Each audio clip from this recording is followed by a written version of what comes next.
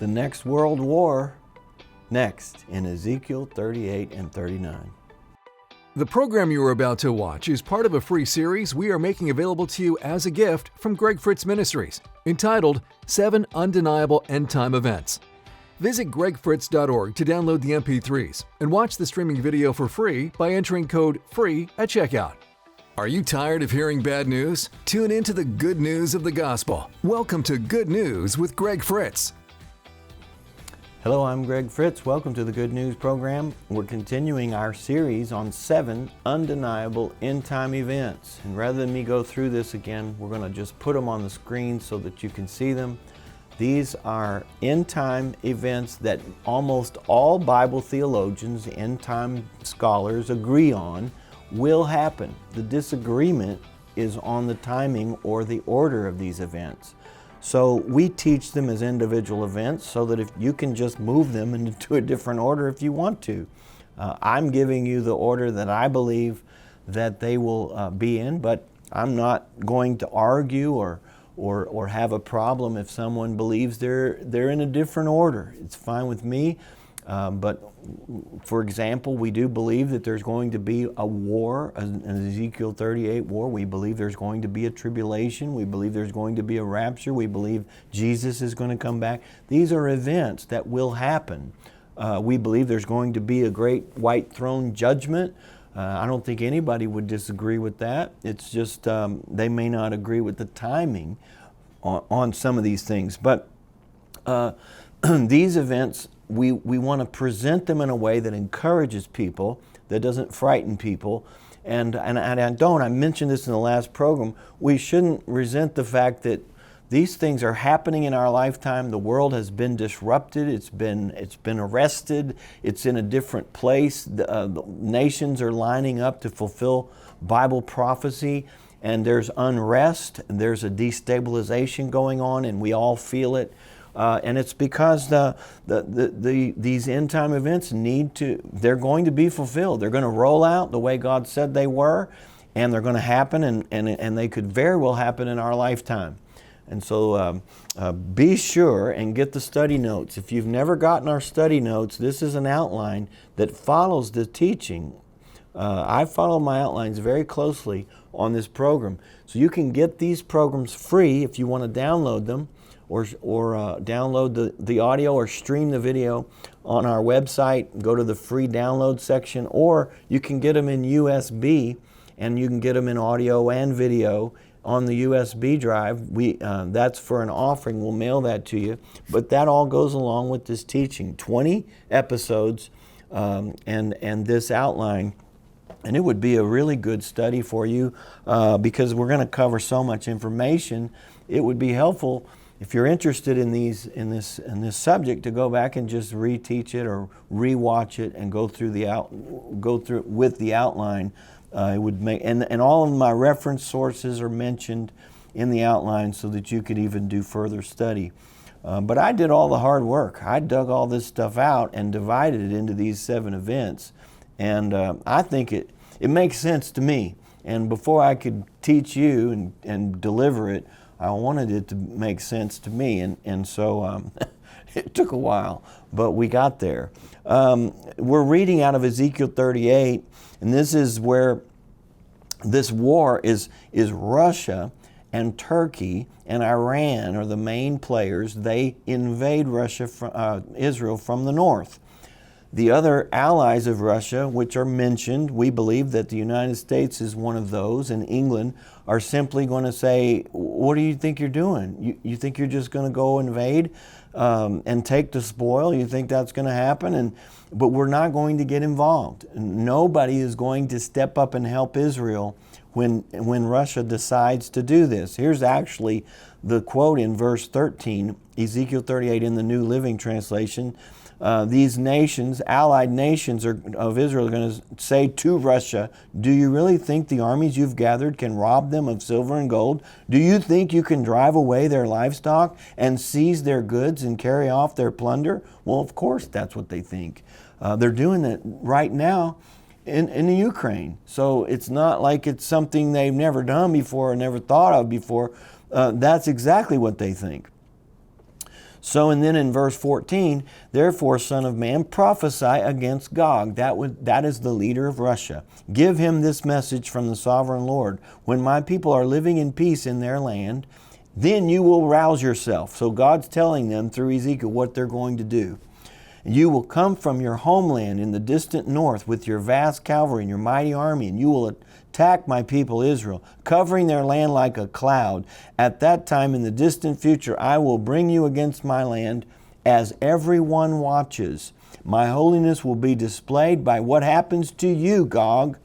Man, that's a powerful statement, isn't it? Then all the nations will know that I am the Lord. So God is going to defeat these armies that come against Israel. No nation will do it.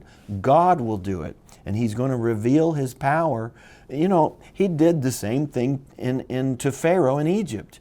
Pharaoh hardened his heart, and God showed His power on the nation of Egypt by delivering His people through all the signs and the plagues and the things that happen.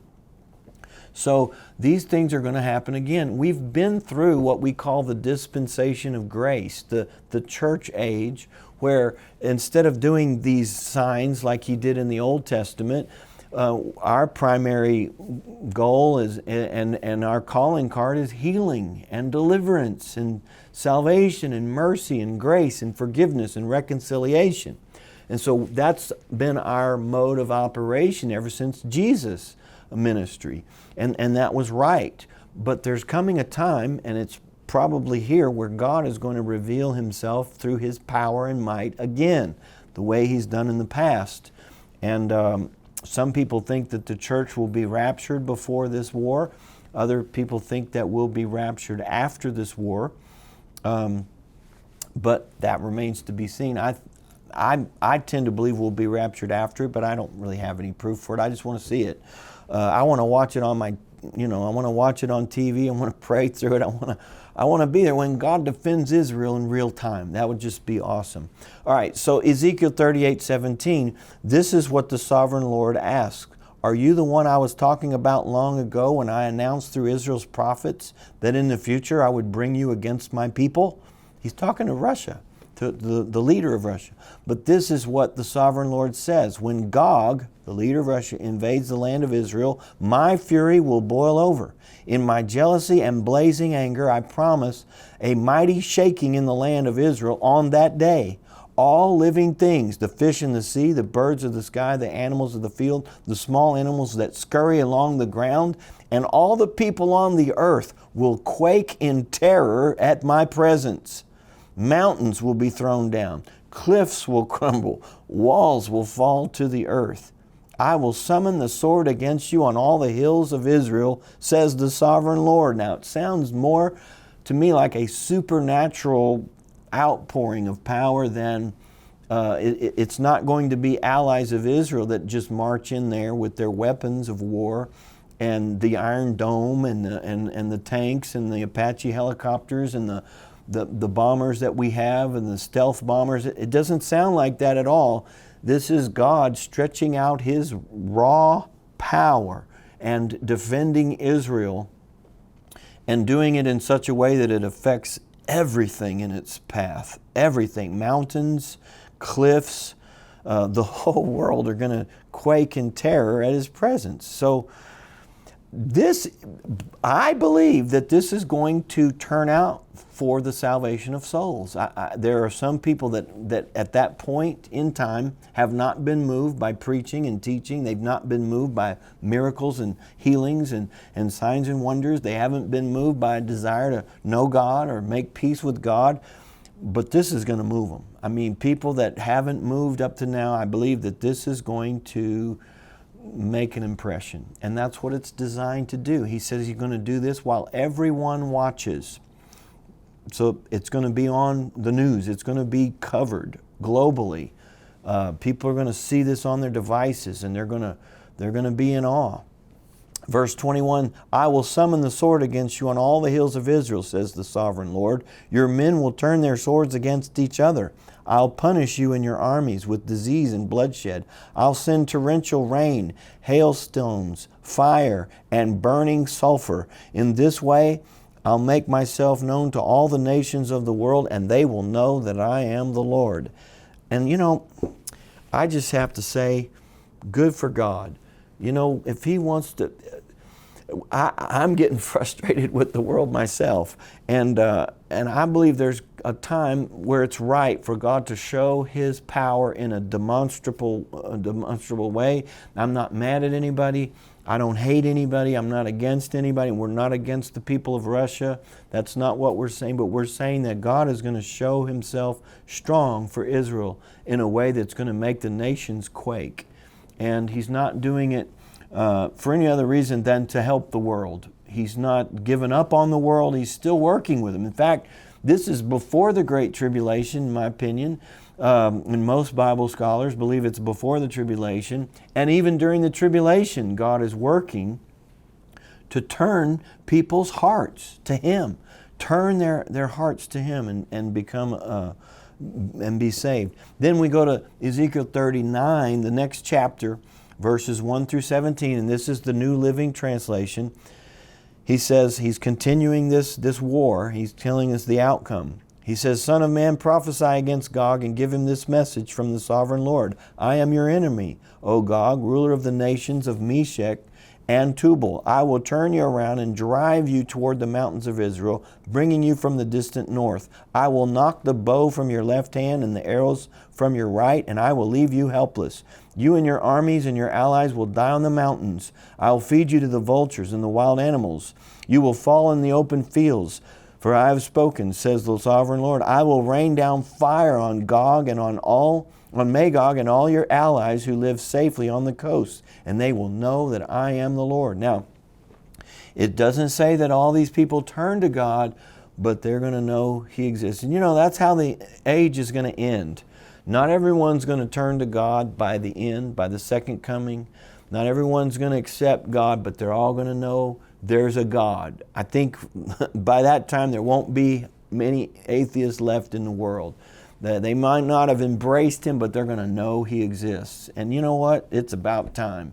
I'm excited for God to reveal Himself to planet Earth, and that's what's going to happen in the days to come.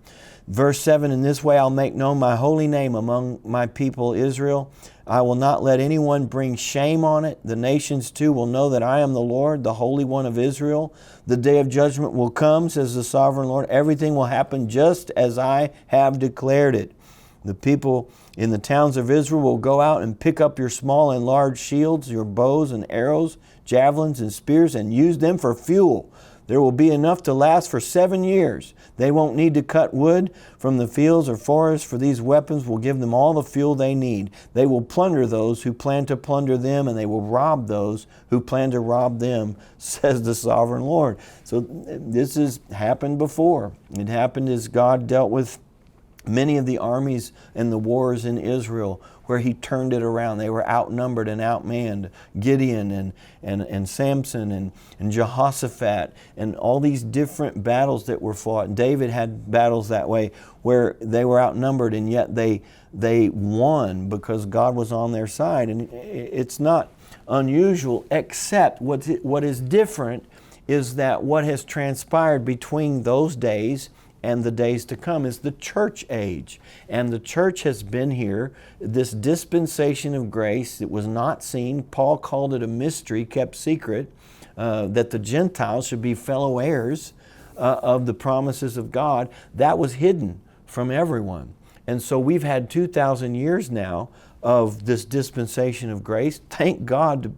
I don't know about you, I feel like we're the most privileged people in the history of the world that we got to live in the church age. We weren't Old Testament saints, and we're not going to be, post-rapture saints. Whenever the rapture occurs, we'll be gone, and so we won't be there with all the tribulation and all those dealings. And so our message is one of peace. Our message is one of deliverance. He's anointed us to preach the gospel to the poor, to heal the brokenhearted, preach deliverance to the captive, recovering of sight to the blind, and set at liberty them that are bruised. That's what we do, and that's what our age is consisted of. But things are shifting, and God is going to show His power again, and His judgments are going to fall again, and the whole world's going to know there's a God.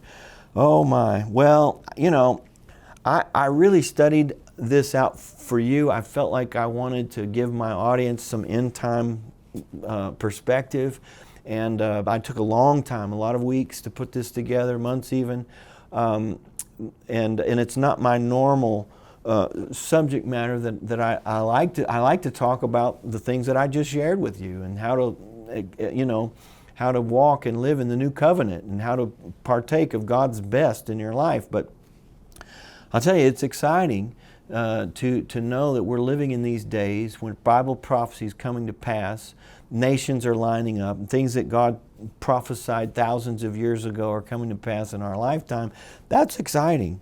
We were born for this generation. Don't resent the fact that these things are happening now. You may have had your life all planned out, and now that things are getting crazy, you've had to make some adjustments. That's okay. If you're in the body of Christ, you are the apple of God's eye. Your life is right on track, right on time. God's never going to let these things happen to you any more than He would let the death angel, destroy the children of Israel. It just didn't happen. He passed over them. The darkness didn't come into the children of Israel's homes. It only happened in the Egyptian homes. We are God's chosen people, a royal nation, a holy nation, a royal generation. We belong to God, and so these things are going to happen maybe in our lifetime. But let's be excited about it. This is our Father showing Himself strong in the eyes of the world, and I'm hungry for that. I look forward to seeing that. If you're enjoying this program, I've got so much to cover that I don't like to interrupt and to do this, but I got to talk about business a little bit. If this was a commercial, a regular secular program, you'd have seen 10 minutes of commercials already. But we've just been going from point to point. But I do need to say this because we've got to pay the bills. We want to expand. We want to increase. If you're living in this time and you're deciding, I'm going to hold on to what I have left, I want to encourage you not to do that. Get involved in God's economy. It's not a time to stop giving. The Bible promises about our finances are still in effect. They still count. Give and it shall be given unto you. He's able to make all grace abound to you. If you sow bountifully, you'll reap bountifully. The only way to get into that economy is to give, is to sow, is to be active, a participant. And I believe this program is good ground. If you believe that with me, help me. I really don't have an agenda, and I can't stress that enough. I wouldn't be doing this at all. I was so happy traveling and teaching in churches and seminars. I did that for 30 years, and I'd still be doing that now if the Lord hadn't just pushed me this direction. But we have a media ministry, and we're trying to really push through to the next level. And your finances make all the difference. Everything else is in place. I've got my outlets. I've got all of the, I'm on TikTok. I didn't even know what that was until a friend of mine said, "Hey, you're on TikTok." And I said, "Really?" He said, "Yeah, it's good." So I'm on TikTok, I'm on Instagram, I'm on Facebook, I'm on YouTube, I'm on TV, I'm on internet. I got all of these outlets, and I've got all the messages ready. We did a book tour in our last series. We may do another one. We've got books, we've got audio, we got video. I've done everything I can do, but I don't have the money because I haven't been focused on making money for the last 40 years. I've been focused on presenting truth, preserving truth, preaching the Word. So I need other people to step up and supply the finances. I'll supply the spiritual food. I'll supply the product. We'll export this around the world. But I need people to step up and supply the finances. And I wouldn't ask you if it wasn't right. And I wouldn't ask you for help if I could do it myself. But we are meant to do this together. If the Lord's speaking to your heart, the ways to give are on the screen. Please obey that and do that right now. My portfolio is a spiritual library. Other people's portfolio is money. And when we come together and you supply the money and I supply the truths, we can touch lives and change lives and affect our world. So pray about being a part of that. You know, they tell us that only 1% of the audience on television responds. No matter what you offer, no matter what you say, I believe we can do better than that. I believe there are people that want to respond. Maybe you've been looking for something worthy of your hard-earned money, and I like to think that we're doing the best we can possibly do. Our motives are pure. We're just trying to get the word out and help people. And if that agrees with your spirit, you could send an offering or become a partner. I need people in the Tampa Bay area, the Central Florida area, where we're on actual broadcast TV, to respond. I need partners from that area to say, we want you to stay on CT in Tampa. We want you to keep coming to our homes every day, Monday through Friday, and we want to support that. That channel's free for people who receive it. There's no subscription fee. It's out there. And so, but it does cost. And so your offerings help offset the cost. So pray about that. Obey God, do what He's telling you to do, and everybody will be blessed. And we'll do this thing together. You and I will touch more lives by teamwork than we could ever do by ourselves. He goes on to say, I'm going to go ahead and finish this out. This is verse 11. And I'll make a vast graveyard for Gog and his hordes in the valley of the travelers, east of the Dead Sea. It tells us where this is going to happen. It will block the way of those who travel there, and they'll change the name of the place to the valley of Gog's hordes. It will take 7 months for the people of Israel to bury the bodies and cleanse the land. Everyone in Israel will help, for it will be a glorious victory for Israel when I demonstrate my glory on that day, says the sovereign Lord. After 7 months, teams of men will be appointed to search the land for skeletons to bury, so the land will be made clean again. Whenever bones are found, a marker will be set up, so the burial crews will take them to be buried in the valley of Gog's hordes. And there will be a town there, which means horde. And so the land will finally be cleansed. It's just amazing. God was so specific about this war and the outcome. He listed so many details that they'll all be fulfilled. You know, one of the things that we've got to realize when we're dealing with Bible prophecy is it's not up for debate. We're not waiting to see if this actually happens. This is going to happen. And when we look back at it, there's going to be a town that's named Horde or some variety of it that you'll go, oh, that fulfilled that prophecy. This fulfilled that prophecy. This valley, that's what God was talking about. Every single prophecy in this chapter is going to be fulfilled to the T, and we'll be able to look back on it and see that. It's just amazing as you start to deal with God. You know, it's hard really to function in this world with all of the issues we face, you know, to get anything done, and then to shift over and get into the kingdom, and you're dealing with a God of perfection. Nothing is left to chance. He doesn't forget anything. Everything is exactly the way He said. And so these things are going to happen probably in our lifetime. And we're going to see it if we're here. If we haven't been raptured, we're going to watch this happen right before our eyes. And people are going to turn to God. Now, I'm just going to show you what I dealt with as I studied for weeks and weeks and weeks and even months on end time teaching. This is the Ezekiel 38 war. When will this war occur?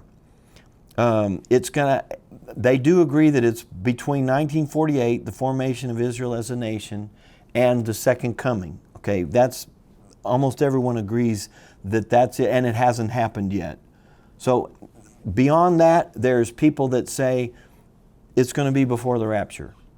And Billy Brim said this war could happen at any time.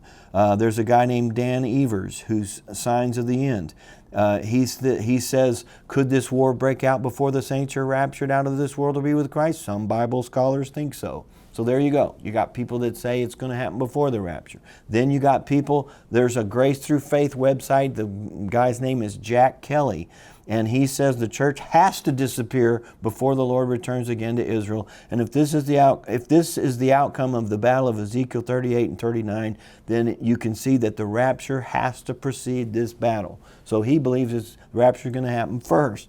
And he goes on and says the church will be gone by the time this battle comes to an end. So it's possible the church will be raptured during this battle. Then you got people that say that it's going to be after the millennium that this battle is going to happen. Then you have people that say it's going to happen at the end of the tribulation. There's a complete article. Some say the war of Ezekiel is at the end of the tribulation. It's the same as Armageddon. I don't believe that, but some people say it is. Ezekiel's description does not fit the nations that come against Israel at the end of the tribulation. So that's why I don't believe it's the same, but some people think it is. Many Bible scholars find it difficult to see the fact that weapons will be being burned for 7 years that occurs during the millennium. They think it'll happen during the tribulation. This is A.V. Roth and his article, The Gog and Magog War. Another guy says that it's going to happen in the middle of the tribulation. I mean, that's what happens when you get into the weeds. There's no end to it. And it just makes me laugh, because what I do know is this: it's going to happen exactly the way God said it was. And I'm glad I'm on His side. I don't have to have it all figured out, but I do know this, that these nations are going to invade Israel and God's going to defend them and the whole world's going to see it. I do know that. When is it going to happen? I don't know that. There's a lot of things that I don't know in my own life. I don't know when it's going to happen. Timing is something that is always going to be obscure in spiritual things. When Peter said this, a day with the Lord is as 1,000 years, and 1,000 years is as a day, he's pretty much letting us know that time is going to be hard to quantify when it comes to the kingdom. And it's always been that way. So that's fine.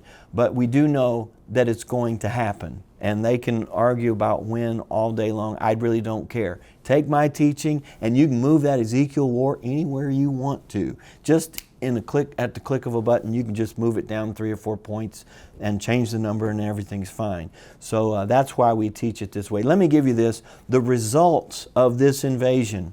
There will be, and these scriptures are listed in my notes, in the study notes, a mighty earthquake, a mutiny among Russian troops, a plague among the troops, floods, great hailstones, fire and brimstone. 5/6 or 83% of the army is going to be destroyed, and this sets the stage for the Antichrist. All of these things are going to be the result of this Ezekiel 38 war, which is our number one, first, undeniable end-time event. We got 6 to go. You don't want to miss this teaching, so be with us next time. Until then, remember this: the good news is so good, the bad news doesn't matter. End-time teaching has always been controversial. In this series, you'll learn the 7 end-time events that will happen according to Scripture, and why for Christians, the good news just keeps getting better. Call our helpline at 918-749-7744 Monday through Friday from 8 a.m. to 4 p.m. Central Time. Join us next time for Good News with Greg Fritz.